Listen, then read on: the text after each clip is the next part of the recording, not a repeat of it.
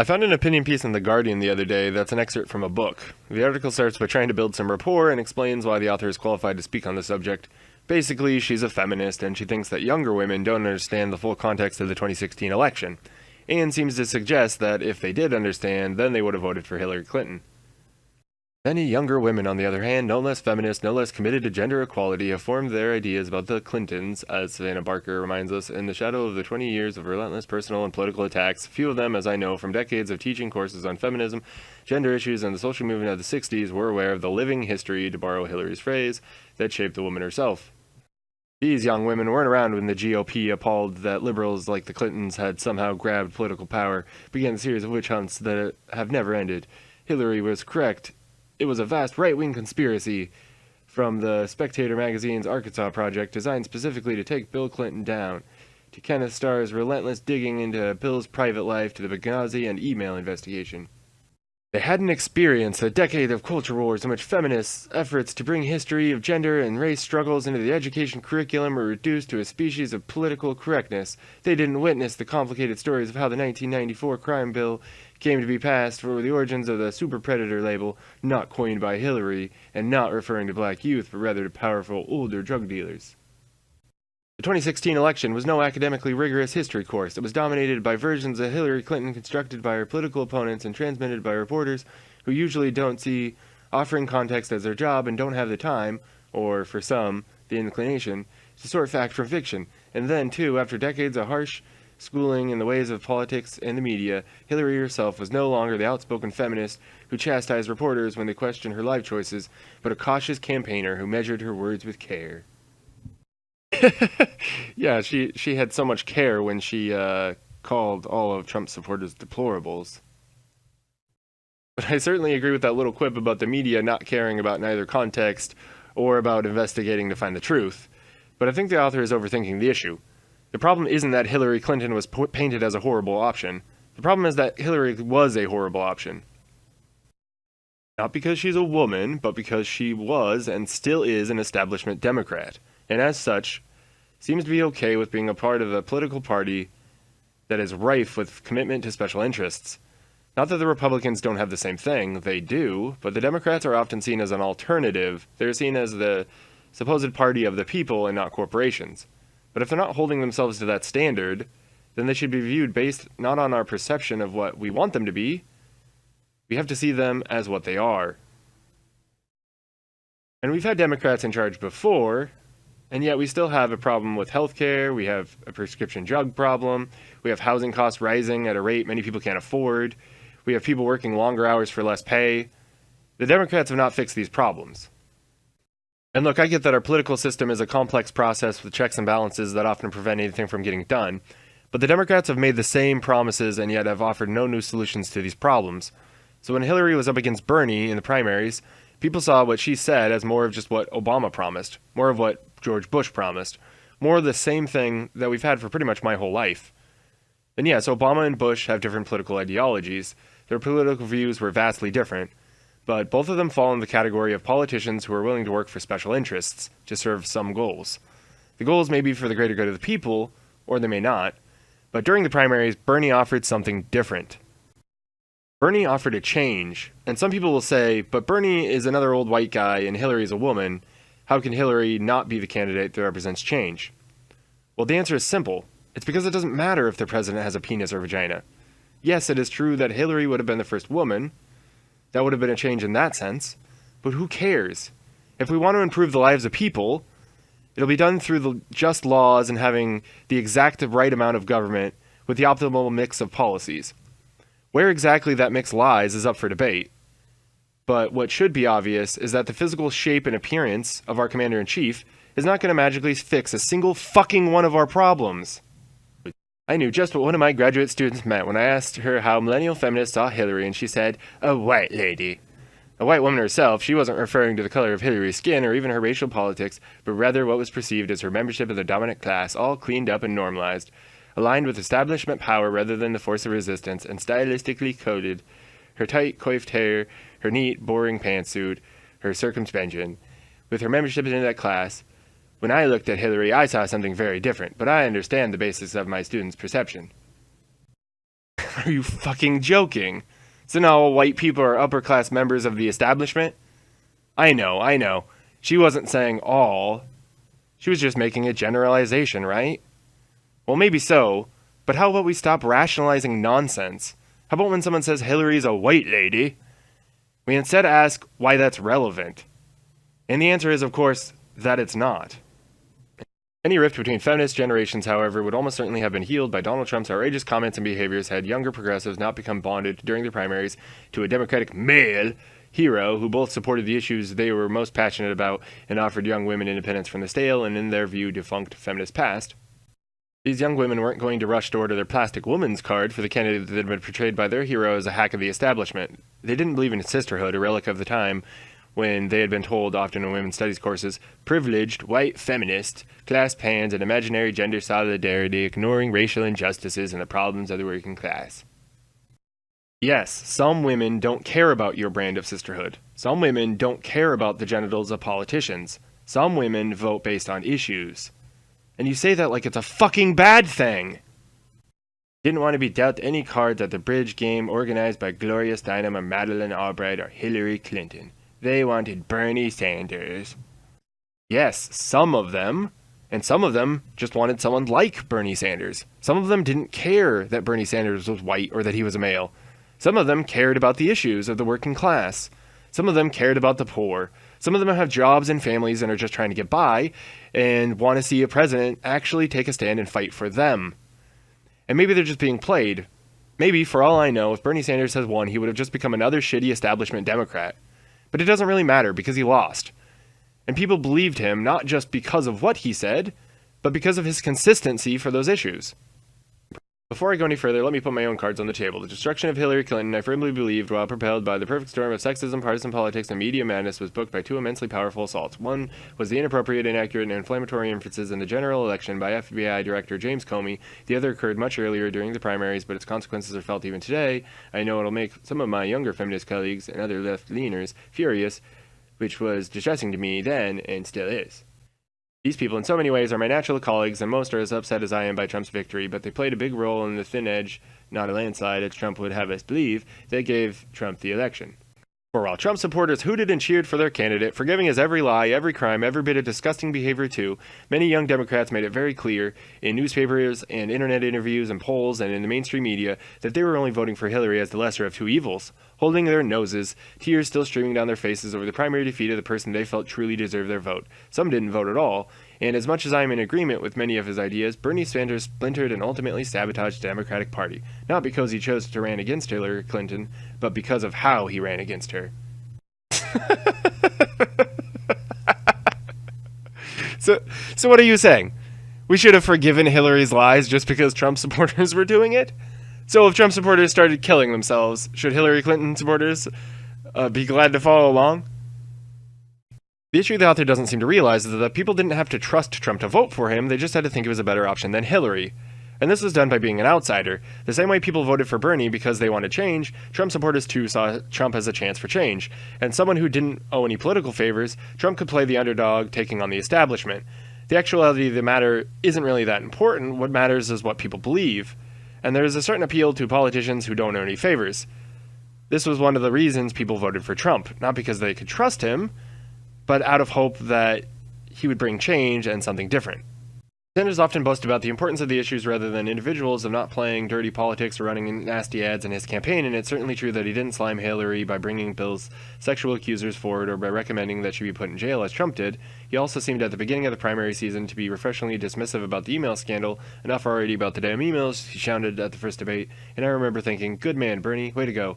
But within months, taking advantage of justified frustrations within politics as usual, a frustration more appropriately aimed at GOP stonewalling of Democratic legislation, Sanders was taking Hillary down in a different way, as an establishment tool and creature of Wall Street.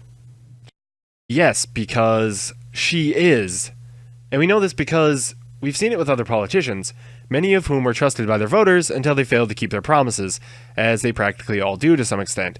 Obama was supposed to be a force for change, and yet we didn't get the change most Americans wanted. And maybe it just hasn't been long enough yet, but we're talking about people's lives. Most people don't want to wait decades for change, they want it now. They see the potential for something better, and they want a chance at that. And so they don't want to keep voting for the same promises that never get fulfilled in the past. But Bernie Sanders actually proved he was different by running a campaign financed by the people and not by large corporations. Trump, too, did things differently by being a Washington outsider, and maybe these differences weren't all that important in the long run. Maybe it was all just an illusion designed to throw us off. Maybe, or maybe not. For Sanders supporters, however, progressive wasn't an ill-defined, historically malleable term, but rather a badge of honor, a magical talisman for those who consider themselves anti-establishment. It may have been a fallback identifier for pretty much anyone the nation and its journalistic kin smiled upon, as Michael Kazin described it, but it was an identifier with a great deal of potency, particularly for a younger generation longing to live lives organized around something other than job hunting. When Sanders denied that badge of honor to Clinton, he was distinguishing his agenda from hers. Their positions on most issues were, in reality, pretty similar. He was excluding her from the company of the good and pure, and in the process, limiting what counted as progressive causes too. His list didn't include the struggles for reproductive rights or affordable child care, nor at the beginning of his campaign was there much emphasis on racial justice. So fucking what? Bernie didn't have many causes at the beginning and later decided to take on more causes. It's not the same as Hillary, who flip-flopped for no apparent reason other than change in voters' opinions. Which means one of two things. Either Hillary tends to pander and just says what she thinks people want to hear, or Hillary just happens to change her mind after most of the country has already changed their mind on that issue. Which means she's capable of seeing the truth, but it also means that she's slow to do so. Neither of these options is what I would consider to be the making of a good president. Aside from that, who cares about the label of progressive? If Bernie makes progressive mean anti-establishment and the people wanted that, then it means the people care about candidates who are anti-establishment. It doesn't mean that they thought, oh, I like calling myself a progressive, and Bernie said he's a progressive, but he said Hillary isn't, so I guess Hillary's bad. Who do you think these people are? Do you think they're all stupid or something? Don't you think it's possible that maybe these people weren't voting for the progressive badge of honor, but maybe because they actually agreed with Bernie? Maybe these people saw Bernie as someone who actually stuck with causes they cared about and ran a fair campaign financed by the people? And maybe Trump supporters saw Trump in many of the same ways. But maybe these same people saw Hillary as another Obama or George Bush. Because even though they may differ on many of the issues, many people are tired of the control corporations are having over their lives, and they want to try something different. In many ways, our democracy is a great social experiment where people decide on the parameters of the test. We run the experiment, we see what happens, and then at some point we decide if we need to change the parameters. Whether we do this successfully or not is a different matter entirely, but one thing is for sure, if we keep voting for more of the same, we're not running the experiment anymore.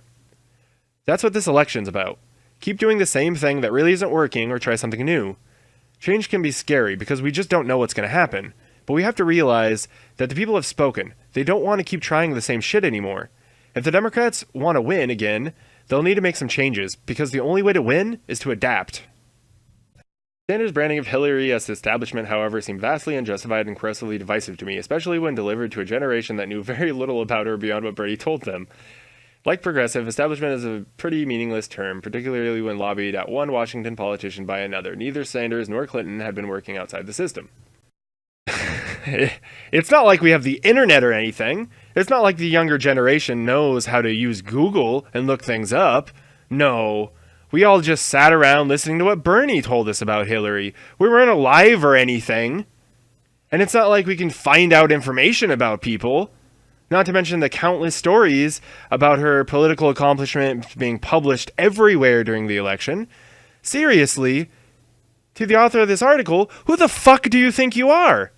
I get that experience is important, but you don't think that people actually took the time to consider who they were voting for and why? I mean, Bernie didn't even get that many fucking votes. And Hillary actually got the popular vote. So you aren't even talking about that many people here. But even so, the ones you are talking about, you're acting like they're fucking children just because they're younger voters. On top of this, Bernie may have worked within the system, but he wasn't playing by the same rules and just taking money from anyone at any cost to win.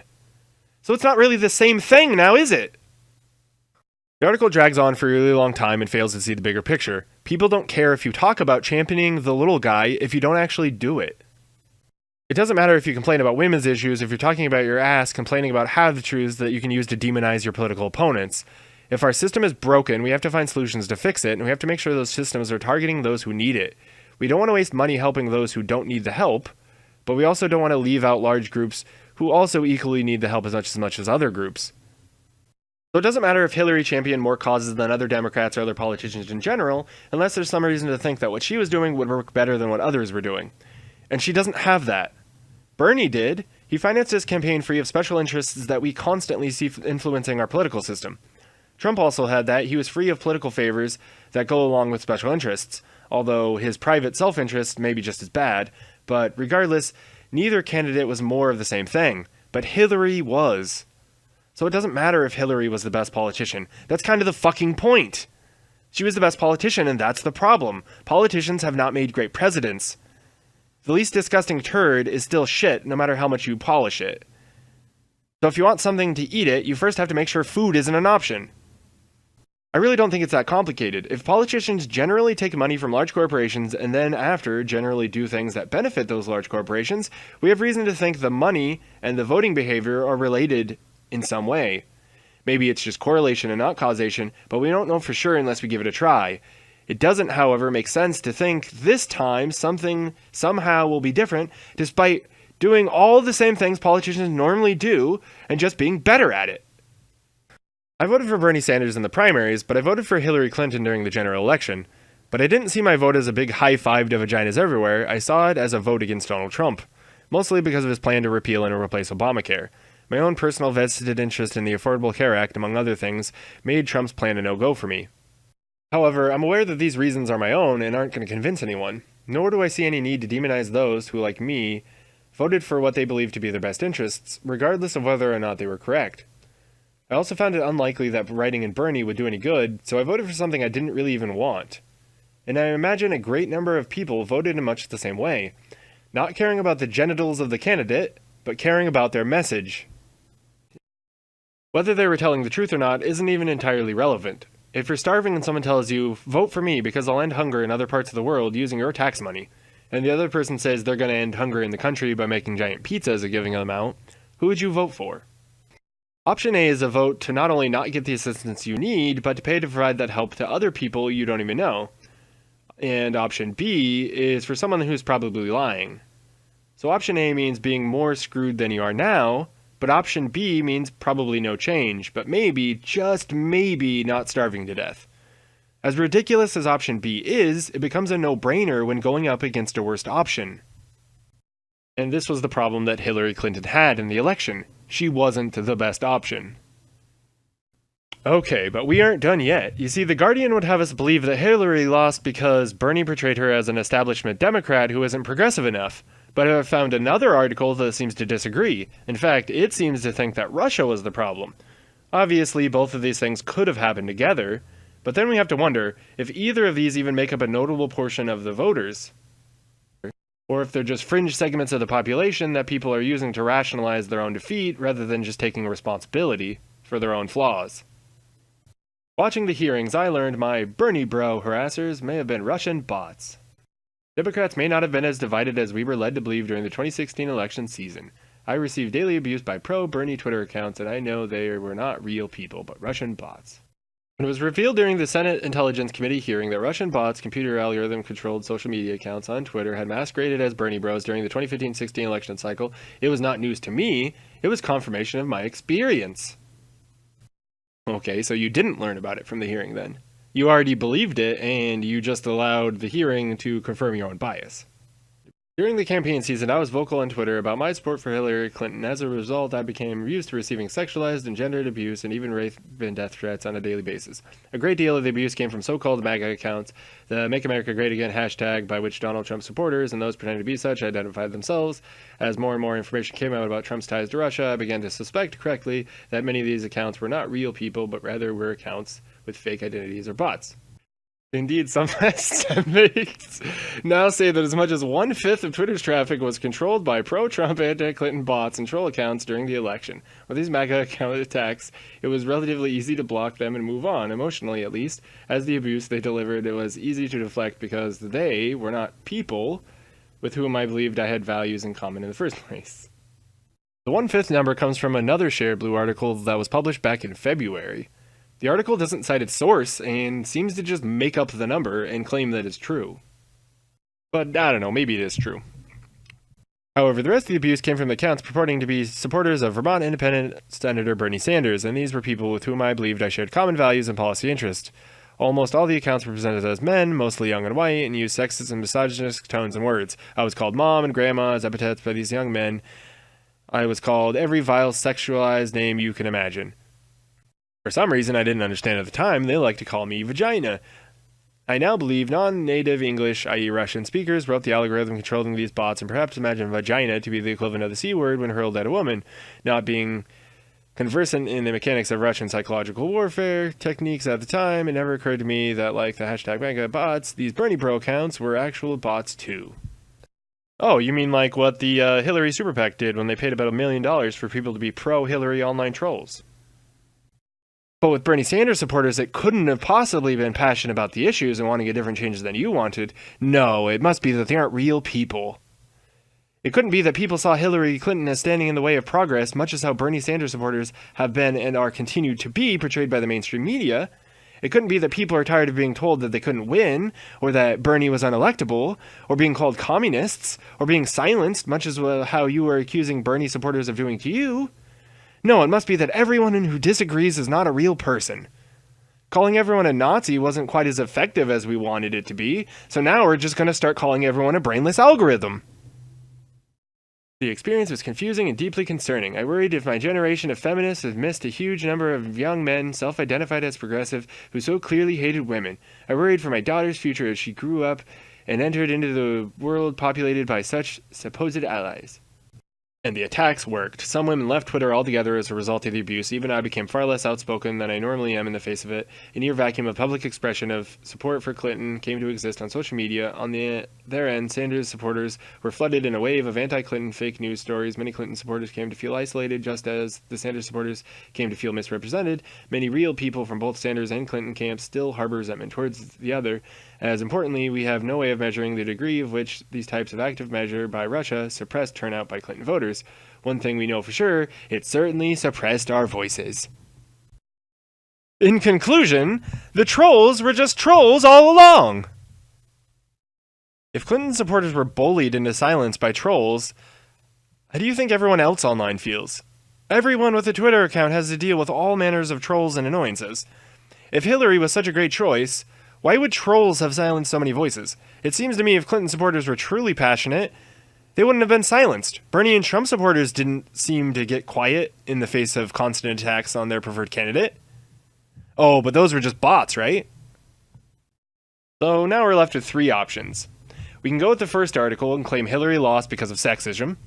We can go with the second article and claim that it was just Russian bots. Or we have a third option. Newsweek recently published, Bernie Sanders says Trump voters not deplorable, Hillary Clinton Democrats to blame for the election loss. Donald Trump supporters are not racist deplorables, and Hillary Clinton and the Democratic Party are to blame for November's shock election defeat. So says Clinton's defeated primary challenger Bernie Sanders during a rally in Boston Friday night. In a comment seized up by the Trump campaign, Clinton famously said in September that half of Trump supporters were deplorables, a comment which she almost immediately said she regretted. Appearing alongside Senator Elizabeth Warren, Sanders said Friday that to simply write off Trump supporters was to fail to understand the issues affecting them in the Democratic Party. Some people think the people who voted for Trump are racist, sexist, and homophobes, just deplorable folks, he said. I don't agree, because I've been there. Let us understand what's going on. When we are competing against a right-wing extremist party who has an agenda that most Americans soundly and roundly disagree with, how in God's name do they win elections, he said. And the reason is, in my view, is that the time is well overdue for fundamental restructuring of the Democratic Party. He added, we need a Democratic Party that is not the party of the liberal elites, but a party for the working class of this country. We need a party that is a grassroots party, a party where candidates are talking to the people, not spending their time raising money for the wealthy and powerful. I addressed some of this in my DNC wishlist video, but basically the reason Hillary lost is because a large number of people saw Hillary as a vote for the status quo. And there's good reason for this. And the reasons have nothing to do with hate, but with hope. People voted for what they saw to be in their best interests, or for idealistic reasons that may not have been in their best interests, but they saw as too important to not stand up for. So people who are seeing the cost of livings rise much larger than their income, especially those that don't have jobs, don't care about moral outrage at Trump. They care about their families and being able to care for them. This isn't going to change, so if the Democrats want to win again, they will need to change. And all of the after-the-fact explanations aren't going to do any of that. We have to be honest and look for our own flaws rather than acting like our own flaws don't matter because other people have flaws as well. If we don't do this, and we continue to make up excuses for the Democrats rather than being honest about why they lost, they'll never learn from their mistakes, and Republicans and other candidates like Trump will continue to beat them. We don't need some conspiracy to explain Trump's victory. Hillary lost because of poor voter turnout. And she had poor voter turnout not because everyone online made fun of her and hurt the feelings of her fragile-skinned supporters, but because of her own flaws. She couldn't run her campaign like Bernie, she didn't do much to try and win over non-progressives, she alienated Trump supporters, and she failed to have a compelling message or vision that spoke to most voters. I didn't vote for Hillary for her message, I voted against Trump. But had Hillary won, it's clear that the Democrats would have felt vindicated and never would have changed. So Hillary's loss may be the only thing that incited the necessary change to the Democratic Party. I would have preferred the loss to have been dealt at the hands of Bernie Sanders rather than Trump, but Hillary winning wouldn't have been some grand celebration. Most likely, it would have just been 4 more years of Congress demonizing the president and very little getting done. I want to appeal to the Bernie Sanders supporters for just a moment. If you think that all Trump supporters are terrible racists, just stop for a second and think about how the first 2 articles I talked about in this video portrayed you. It seems to me that the mainstream media is all too willing to lump Trump and Sanders supporters together as being against the progress of society. But if you don't feel that way, but are being so quickly labeled, consider how the Trump supporters feel. They, just like you, and just like me, want to see change. They may have a difference of opinion about how to make those changes happen, and maybe the changes they want aren't even necessarily the same changes that we want. But as Bernie Sanders pointed out, many of the issues that we all care about can unite us. So rather than thinking of our political opponents as enemies, maybe we should try to start finding common cause. If we can do this, then we can work together for the benefit of everyone rather than just shifting power back and forth between the 2 political parties while the politicians get rich and while the people bicker over petty differences. I realize that this video is substantially longer than my previous videos, so I just want to say a special thank you to everyone who made it all the way through. I really appreciate it. Anyway, thanks for watching. See you next time.